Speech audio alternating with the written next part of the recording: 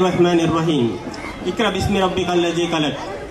Rabbi इश्रह ली सदरी व यस्सिर ली अमरी वहलुल उक़दतम मिन लिसानी यफ़क़हू क़ौली। रब्बि ज़िदनी इल्मा सुब्हानक ला इल्मा लना इल्ला मा अल्लमतना इन्नका अंतल अलीमुल हकीम। मैं बयान तेलुगु में देता हूँ। सकल प्रशंसलु सकल आराधनलु सकल जीव परिपोषकुడు ప్రతిఫల దినానికి స్వామి ప్రభువు యజమాని పోషకుడు రక్షకుడు అయిన అల్లా పేరుతో ప్రారంభిస్తున్నాను. ఆయనే ఆరంభము, ఆయనే అంతము, ఆయనే మనల్ని పుట్టించేవాడు, ఆయనే మనకు తినిపించేవాడు, ఆయనే మనల్ని మరణాన్ని ఇచ్చేవాడు, తిరిగి పుట్టించి లేపేవాడు కూడా ఆయనే.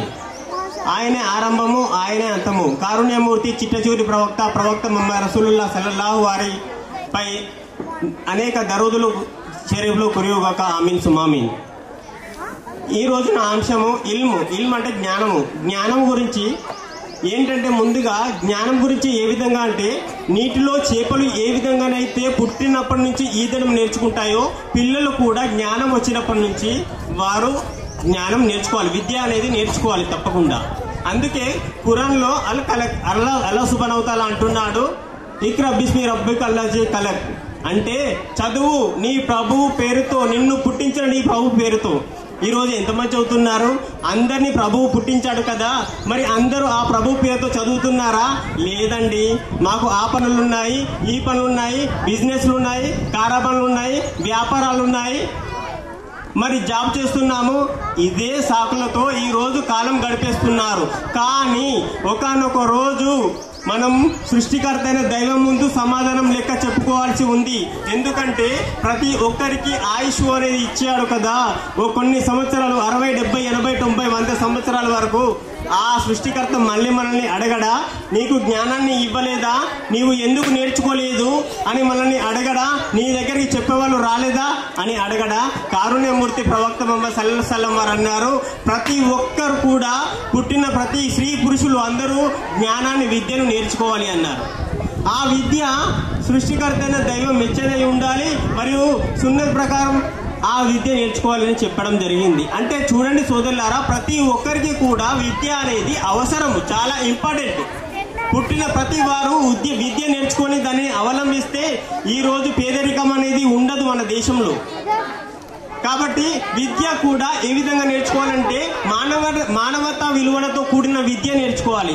ఈ రోజు విద్య నేర్చుకుంటున్నారు, అందరూ విద్య నేర్చుకుంటున్నారు, కానీ కొందరు విద్య దునియాలో అవసరమైన విద్య నేర్చుకుంటున్నారు. అంటే దునియాకు అవసరం కావాలి, ఆఖిరతులో కూడా అవసరం కావాలి. అంటే దునియాలో నడవాలి, ఆఖిరతులో అల్లా దగ్గర కూడా నడవాలి. అంటే చూడు, చనిపోయిన తర్వాత ఆ విద్య ఉపయోగపడాలి. అంటే చూడండి, అందుకే ప్రవక్త ముహమ్మద్ సల్లల్లాహు అలైహి వసల్లం అన్నారు, ప్రతి మనిషి చనిపోవడం ఖాయం, చనిపోయినా కూడా అతనికి పుణ్యఫలాలు 3 వస్తాయి ఎమ్మడి.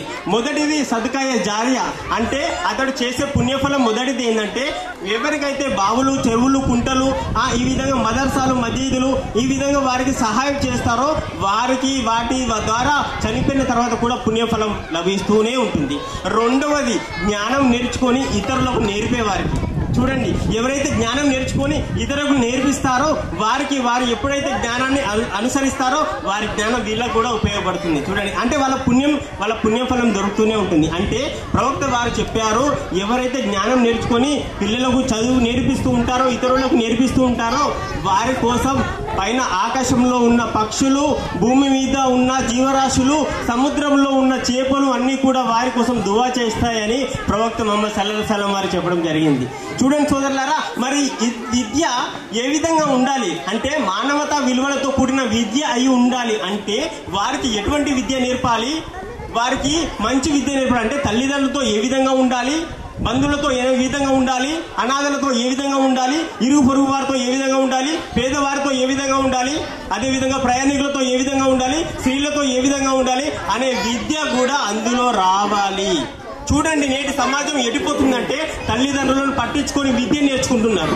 నేను రీసెంట్లీగా చదివాను, అనంతపురం అంటే ఆంధ్రాలో జరిగిన విషయం ఏంటంటే, అక్కడ ఒక తండ్రి తాపత్రయం ఎలా ఉందంటే, తను బాగా చదువుకున్నాడు, తన కొడుకును కూడా బాగా చదివించాలి అనే తపనతో తన కొడుకుని తీసుకెళ్లి మంచి ప్రయోజకుడిని చెయ్యాలి అనే తపనతో మంచి హాస్టల్లో వేశాడు.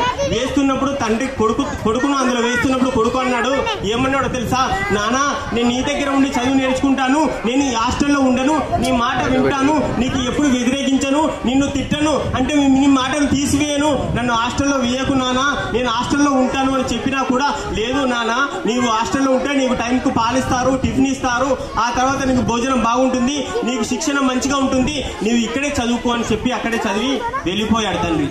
తల్లి వెళ్ళిపోతున్నప్పుడు ఆ హాస్టల్లో ఆ కొడుకు ఏడుస్తూ కూర్చున్నాడు. కానీ అక్కడ వదిలిపెట్టి వెళ్ళిపోయిన తర్వాత ఏం జరిగిందో తెలుసా, అతడు చదివాడు first class 10th class pass అయిపోయాడు, ఇంటర్మీడియట్ చదివాడు ఫస్ట్ క్లాస్ పాస్ అయిపోయాడు, డిగ్రీ చదివాడు ఫస్ట్ క్లాస్ పాస్ అయిపోయాడు. అతన్ని తీసుకెళ్లి అమెరికాలో వేశాడు.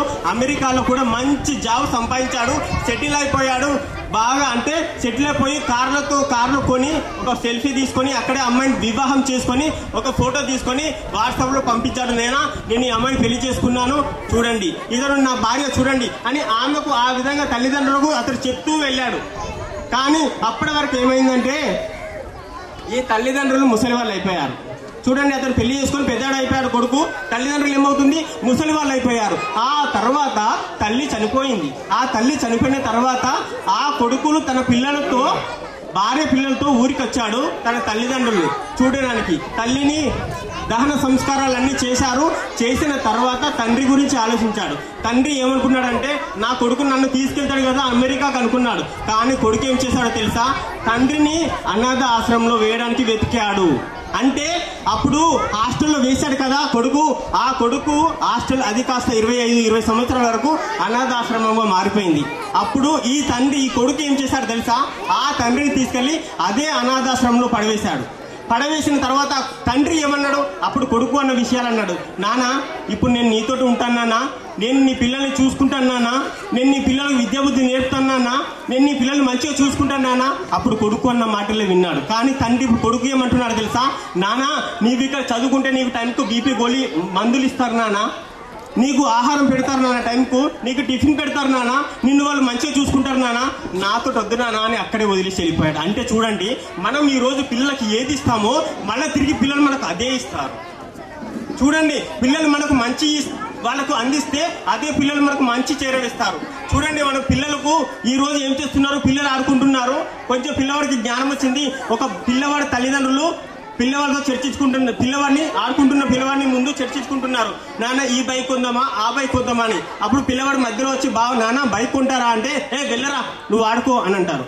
అప్పుడు అదే పిల్లవాడు పెళ్ళై పెద్దగైన తర్వాత ఆ పిల్లవాడు తన భార్యతో మాట్లాడుకుంటాడు, మనం ఏ కారు కొందాము, ఏ కార్ షిఫ్ట్ కొందామా కారు కొందామా అని మాట్లాడుకుంటా ఉంటే తండ్రి ఆ పిల్లవాడి దగ్గరికి వచ్చి కొడుకు దగ్గరికి వచ్చి, కొడుకు ఏంటి నాన్న మీరు కారు కొంటారా అంటే, లేదు నాన్న నువ్వు టాబ్లెట్ వేసుకొని పడుకో అని ఆ పిల్లవాడు అంటాడు. అంటే మనం ఈ రోజు పిల్లలకు ఏ విధంగా శిక్షణ ఇస్తే తిరిగి మన పిల్లవాళ్ళు కూడా మనకు అదే విధంగా ఇస్తారు. అదే పిల్లల్ని మన దగ్గర కూర్చోబెట్టుకొని నాన్న మనతో మన కష్టాలు మన సుఖాలు మన ప్రేమలు అన్ని వాళ్ళతో పంచుకున్నప్పుడే వాళ్ళు మనకు గౌరవం ప్రేమ అభిమానం ఆదరణ అవి కూడా మనకు తిరిగి ఇస్తారు.